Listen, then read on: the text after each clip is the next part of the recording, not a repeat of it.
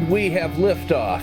This is the Community Solutions Minnesota radio podcast. Here we are yet again. We just keep putting these things out one after another. With me, as always, my partner in crime, Andrew Richter. We're like a machine. We just put them out one after another. No need to recharge. No reason to change the batteries. We just keep going. Spitting them out like a nail gun. Chunk, chunk. Well, that's what's on the wall. Yeah. Well, I hope everybody's doing fantastic. I tell you, spring is here. We're kind of you're home away from home. This is good up here in Blaine.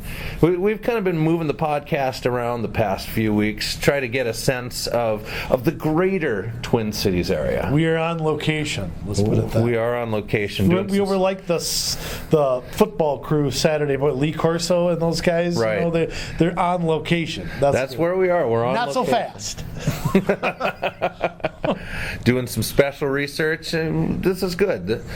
So, wow, there's just so much that we could talk about this week, and we're going to get into all this stuff on future podcasts. But we thought today we talk a lot about budgets and comprehensive annual financial reports, CAFRs, and we feel like it's, I know, you're saying, what? Oh, criminy. No, we're going to keep this as engaging as possible, believe me. If you've heard us once, you know that's possible. So we're going to talk about this stuff. We're going to break it down for you, explain the difference between the two, why when you look at one, you're not necessarily going to see the same stuff on the other one, and why you really need to look at both documents, why they're both important, and do we really need to have two documents? Maybe we can get into some of that stuff, what we think our solutions are for a city that is trying to get control of all this stuff. Well, and they're documents that you and I have mentioned a million times. Yes. And so I think explaining what they are, what the differences are, they're not even filed with the same people. I mean, they are literally like reading foreign languages. Remember the first time we pulled crystals out? Oh my word! And said, we thought we were reading. So I thought it was a Shakespeare. It looked like Shakespeare. I mean, I was having flashbacks of A Midsummer Night's Dream in college when I had to read that. What was when I showed it to you for the first time, because I had heard about CAFRs. A while before that, and I'm trying to remember the gentleman's name that I had listened to a teaching on it. Anyways, I brought it to you, and I'm like, is this really what this means? Look at this number. Is that really what that means? And we were both dumbfounded. The city was dealing with as much money as it was scattered among all these different buckets. Right, we're talking about crystal. Right. The thing that I come back to is I recall the first budget meeting that I ever attended. Right. Council meeting, okay, not work session. Right. Council meeting. And part of this isn't the city's fault because of Minnesota state statutes, but it was in December. They call it the Lie and Truth in Taxation hearing. And every municipality has them. School districts do. Three Rivers Park District has that. Your county will have it. They all have it literally at the same. They have to finalize a budget in December and then send it to the county, because the county in Minnesota is the tax collector. Anything on your property taxes, right. The county is the one that kind of does the what if you want, mule work, if you want to call it.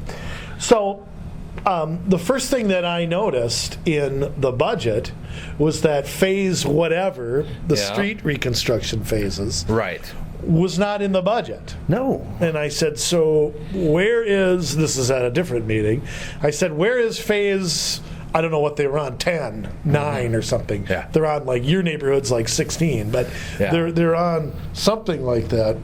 And they said, well, that's not in the budget.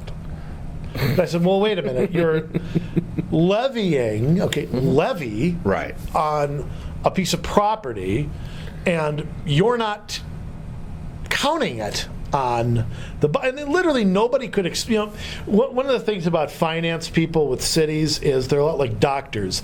They like to use words that you can't understand. They like to show they're so much smarter than you are. Yeah. It's just sort of, it's like talking to a doctor or a lawyer. Nobody could really explain it to you, but I'm not sure even they knew.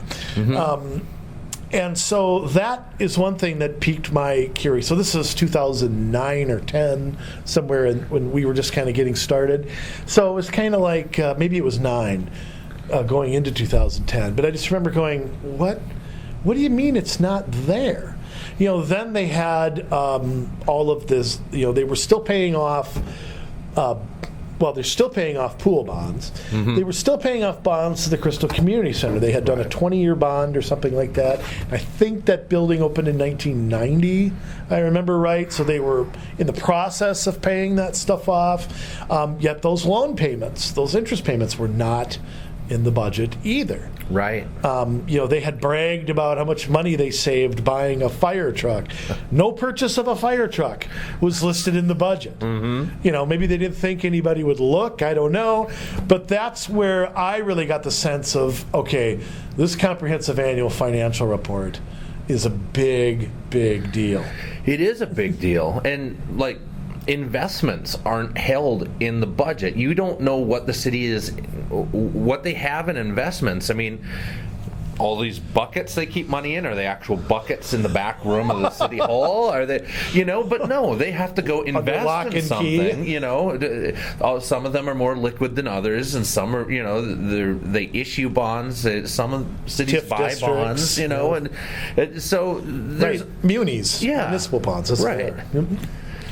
Yeah, I mean, it is mind-boggling what is in these documents. And if you and I are to break it down, if I were to break it down, this is how I'd explain it, and then we'll get into what's in it. But let me explain what the difference is, because it's very hard. The only way I can explain it in 2 minutes or less is to relate it to your personal life. Right. Okay, think about your personal. If I was trying to figure out how much money Jason Bradley was worth, okay, you would take your assets, house, retirement account, salary, blah, blah, blah, blah, blah, savings. Then on the other side, I'd weigh what you owe on your house, what you owe on your car, what you owe, and I'd figure out your personal it's assets minus debt. Yeah, the old accounting thing. Right. So that is what's in a comprehensive annual financial report. Yes. Now in the budget, think of it like this: your monthly car payment is in your budget. Mm-hmm. Your credit card payment is in your budget. Right. Your check every week or 2 weeks is in your budget.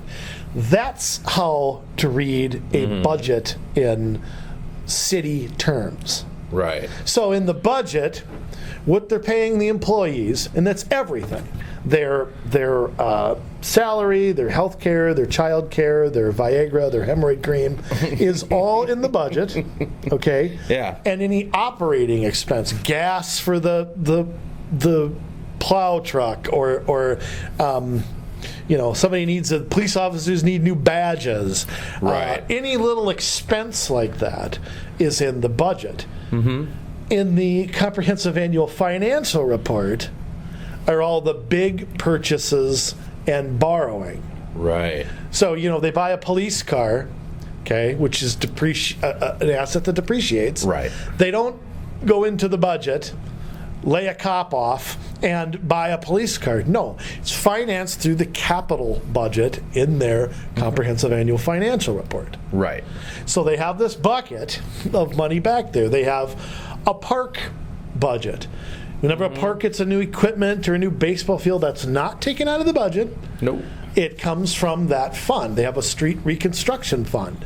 Part of that's in the budget for maintenance. Yeah. But part of that is on the comprehensive annual financial report for buying plows, for buying, whatever, any big purchase that you can think of. They want to create a TIF district. You don't do that out of a budget. They want to bond for a building. They want to do, if you're a city that can special assess, that doesn't come out of the budget either. So think of it like that. Anything big is in the comprehensive annual financial report. Anything small comes out of the budget. That's probably the best way to sort of put it. Right. Now, with the budget, I mean, you see it. It is what it is. A lot of times, I mean, like you say, that's your smaller stuff. General fund will pay for a lot of that. True. And that's kind of what it reflects. With an annual financial report, you're looking, it goes really deep, and it's really long. It's a lot of pages. The first couple, after you get past the introduction, and sometimes it'll tell you, here's how the city is set up, here's some information about the city, all that kind of stuff. Yeah, then there'll be a page that's intentionally left blank. Yeah, that's their thoughts on the matter usually. Taking up space. Let me put all of the city council's thoughts here. It's just to make it another couple pages long. The printer has to make money too. Yeah.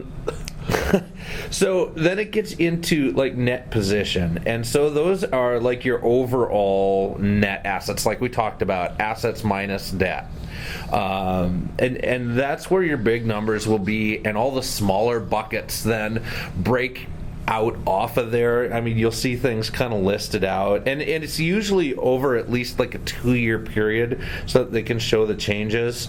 Like they always go backward, and they show total assets, total liabilities in real numbers. Can you explain for everybody the difference? Because you'll see listed on there governmental activities and business type activities. And the difference between those two. No, I can't explain it, because they can't explain it either. I don't know what the government does that's a business type activity.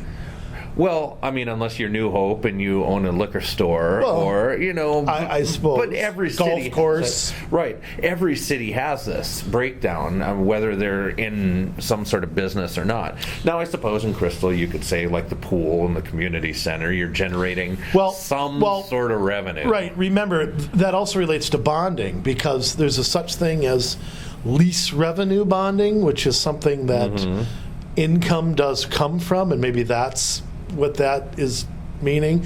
Then there's called general obligation bonds, right? That you can't use lease revenue bonds for. That's for like a new city hall or something like that is not producing any revenue. I mean, they are. First off, the city isn't very good at being in business, because everything loses their shirts. I mean, nothing is a net plus that the city runs.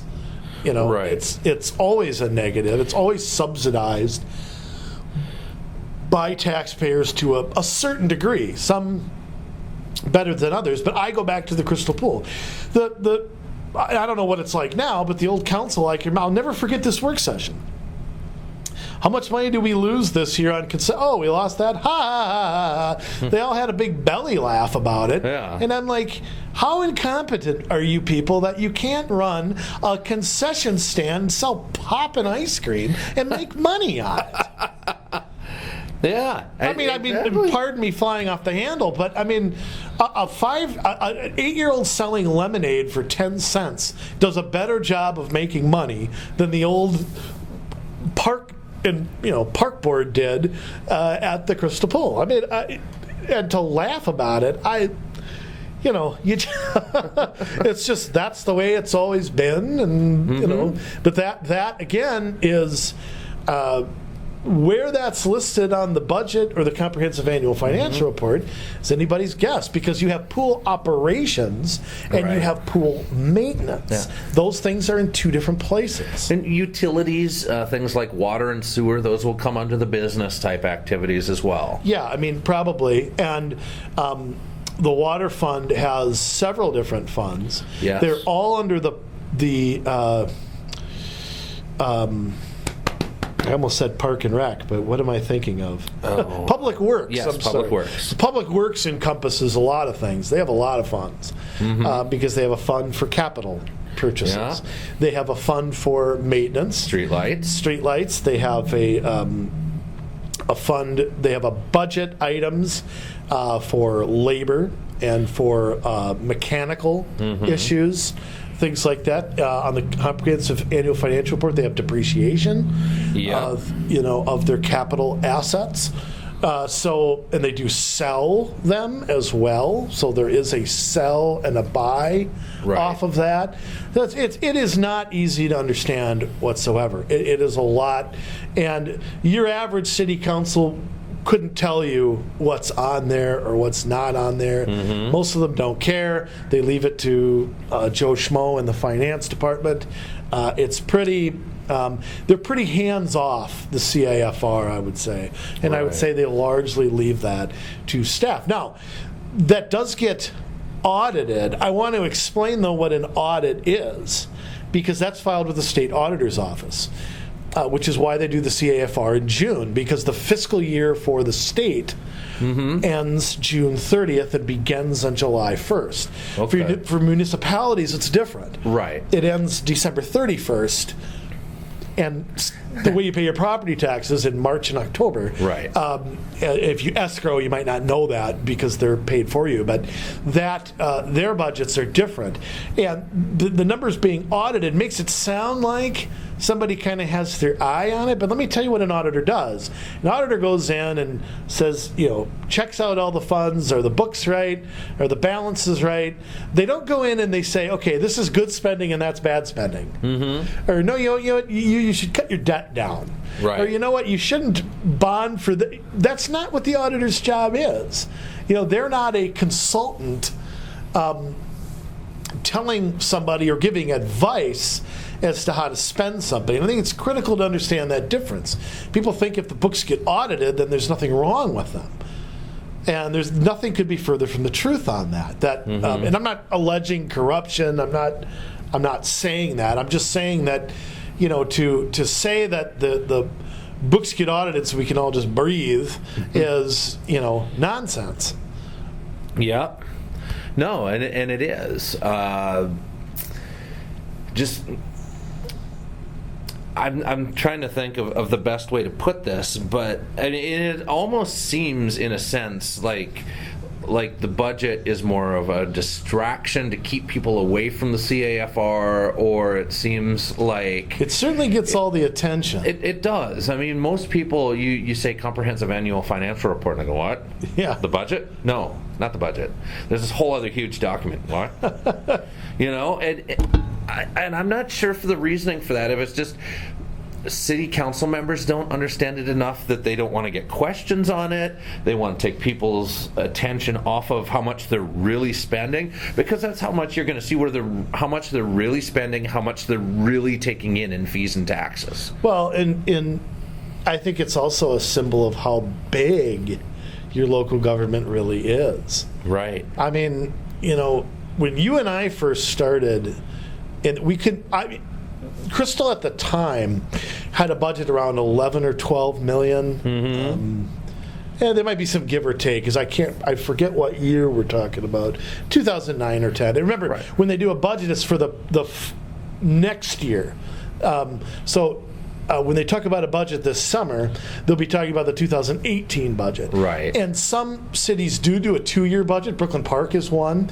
However, they have to pass a levy each year according to state law. Right. So they can plan a 2-year, and you can always go back and amend the budget. And the budget is pretty fluid, but the budget is. I think people look at a city and fire, parks, police, blah blah blah, and all of that comes out of the budget. And I think there isn't this awareness, for whatever reason, about what your cities are doing, period. Like a good example is, and we haven't talked about this yet, but we're going to in the future, is what's going on in New Hope.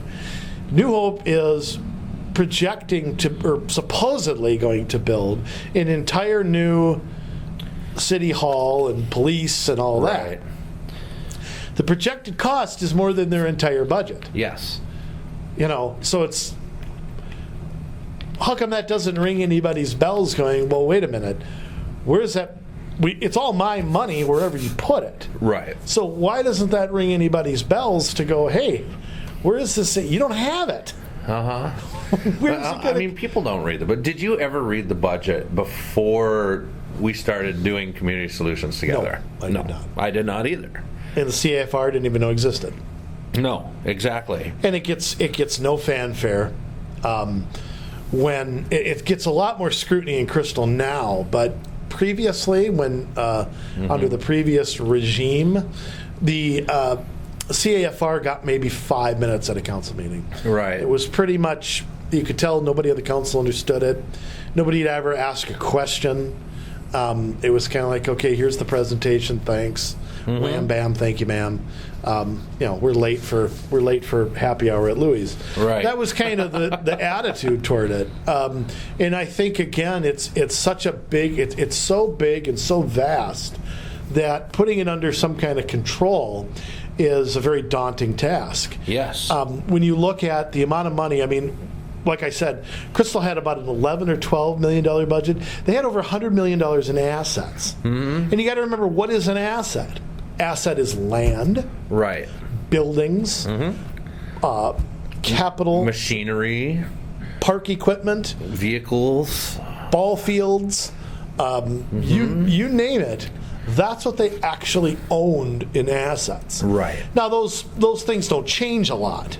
They depreciate. They depreciate, and they need to be replaced, and things like that. But where that's intertwined with the budget is also kind of tricky. Right. Because if you say you bond for something, and no government building can cost under 8 figures. You bond for something, you have to pay the interest back. Well, the interest comes out of the budget. This is a little known thing. It's called your debt ratio, your debt service. Yes. That is a budgetary item. So the principal is paid back in one spot. Right. Interest is paid back in another. Now, if you ran a business that way, the IRS would have you under investigation until 2046. Right. It would happen that way. Well, and here's a great distinction. I mean, and that's the kind of thing you find on the CAFR, where you might have this capital asset is worth X, and you're looking at, like we said before, the assets minus, your liabilities. But with a budget, you're really looking at revenue versus expenses. How much money do you bring in? How much money do you put out? And it has nothing to do with the value of anything. It has nothing to do with how much money you already have. It's all operating. Is operating. So like a lot of times, you have the property tax levy, which is money that comes in. We're talking revenues here. You have your fees, you have LGA, you have licenses and permits. Payroll reimbursement. Right. All those things, MSA money. Charges for services, land sales from the EDA, all those types of things are different types of revenues that get laid out in the budget. Which can be at a couple different places too. Right. Land sales can be in one place or another as well. Because again, land technically is a capital thing. Yeah. Not an operating thing. But some small purchases can be in the EDA. Right. But remember, the EDA has a separate levy. Right. So it's murky to me where that money comes and goes also. Right. And they can borrow from funds. That's another thing that's a little murky too, is they can sort of move money to cover something and pay it back. So they're moving my money and paying it back with interest. And that interest comes from the debt service. So they can move a capital account and pay it back with debt from the operating budget. Which is crazy. Which is borderline unexplainable. Right. I mean, it's borderline. You just throw your hands in the air. Well, what can't you do? That's what I'd like to ask. Yeah. What can't you do? What can't you do? That's a great question. But there are limits. I should say this, especially when it comes to bonding. Right. However, that's murky too. There's Minnesota state statutes that limit how much money a municipality can owe in relation to their tax base, but that's murky too because of things like TIF districts. Right. You write a TIF district, well, I'm going to get revenue on this in 30 years. Well, I'll be dead by the time, the city makes a nickel, and who knows what that asset will be like in 30 years. Right. So it's an unknown, but they can borrow against future earnings, which is very strange as well. I mean, and they're the only thing in the world that can do that is government. Right. I mean, it's crazy. It's like having a bunch of buckets at home with money in them, and hey, I'm gonna take from my snowmobile fund, and I'll pay it back with 3% interest over time, so that I can buy whatever today. And look, local government, they have to have a certain amount of freedom. Yes. They have to have some freedom to move things here and there. Yeah. They have to be able to set priorities. They have to be able to move quickly if something happens. They need to have a certain amount of flexibility. But I think this is done in the interests of there's always a conversation about transparency. Yes. Transparency, however, in some people's minds, is just throwing everything up on a website and letting you figure it all out. And to me, transparency is making it read in English. Yeah. It's like, why can't my dollars be here and where they go just be here? Right. But that's not the way it works. Yeah. And the deeper you get into this stuff, the worse it gets. But I mean, I guess from a budgetary standpoint, we looked at revenue a little bit. I would say, like, for you guys in Plymouth and Big Lake, franchise fees are in that as well when you're looking at revenue. Expenses, unfortunately, most of your expenses go to cover city employees, budget to benefits and things like that. Public safety is always the biggest expense outside of that. And it should be. I mean, quite frankly, police and fire are legitimate local government expenses. Absolutely. How big they are and and what public safety is doing, I think, are different matters. But typically, a police department is number one. If that gets mulled in with fire, it doesn't always be, especially in our area, because you've got a shared service there. Right. Public works often is number two. But that encompasses a lot too. Right. Water, sewer, plowing, street maintenance. And then, parks and things like that. And then administration. And administration is anything from finance or general government, right? And that'd be city manager, HR, things like that. And then finance would be, your finance director, your payroll if you do it in house, things like that.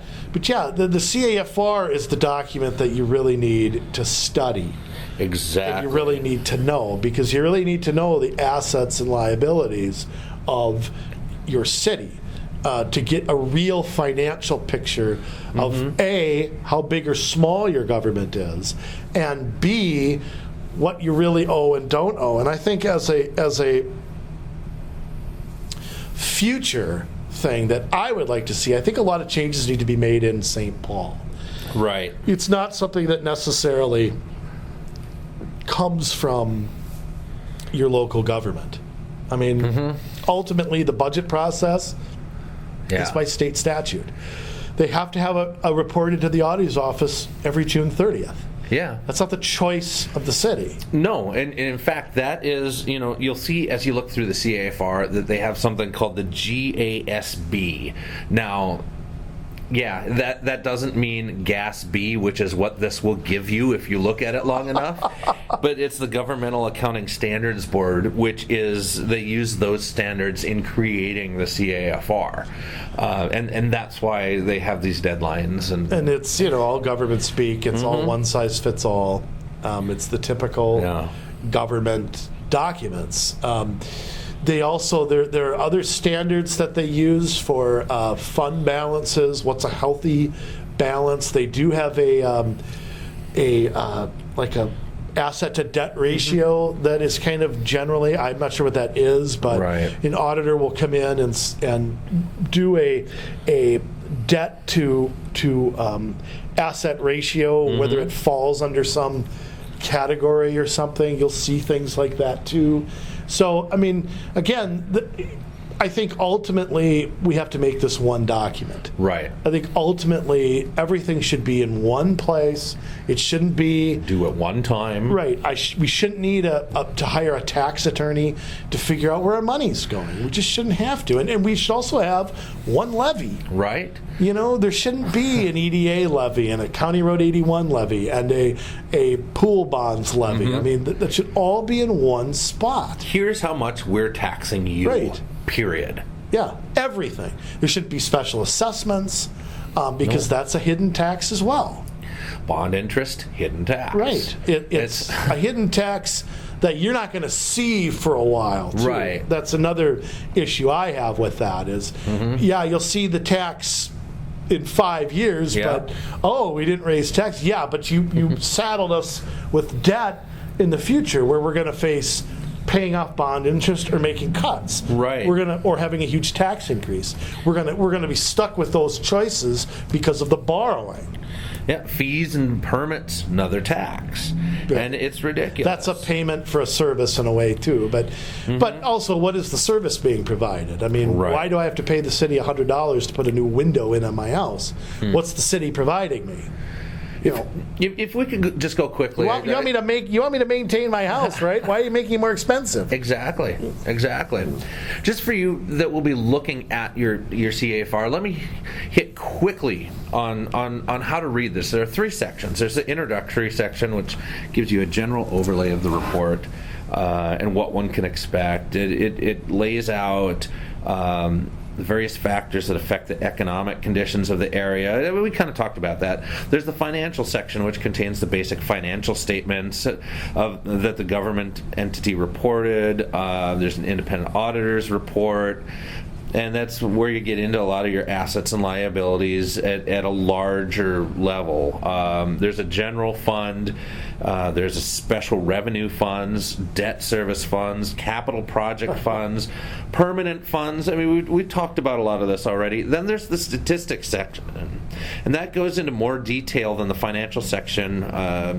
Not all of CFRs have the same statements in it, but some statements could include like changes in net assets, changes in balances of government funds. They might have a percentage going up and down. Property tax levies and collections, legal debt margin information, ratios of outstanding debt by type. I mean, this is where in the statistics section it really gets into the nuts and bolts, and you almost have to be like the Albert Einstein of accounting to understand some of this stuff, which is amazing. But it's all there, and I think even just doing this overview, that there is so much more that we can get into and maybe should at a future date with a CAFR. I mean, this isn't supposed to be an all-encompassing podcast on CAFRs, but to help you to understand the difference between budgets and CAFRs.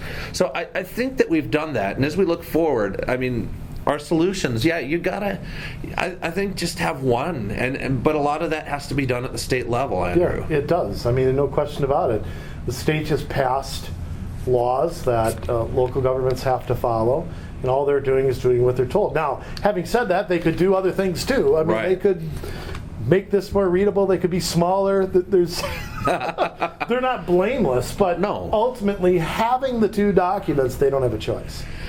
Exactly. So that's a whole lot in a very short amount of time.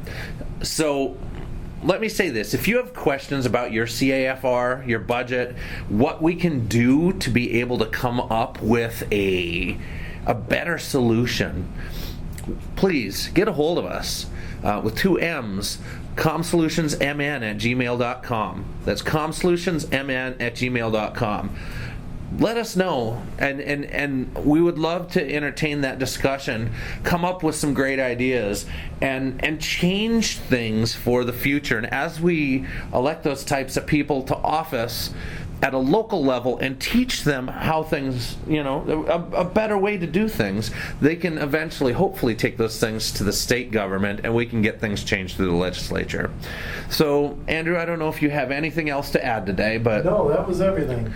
All right, he's off on location here. We're going to have another podcast real soon. Thank you for being with us today, and hang in there. Get a hold of us. We'd love to start the communication. See you later.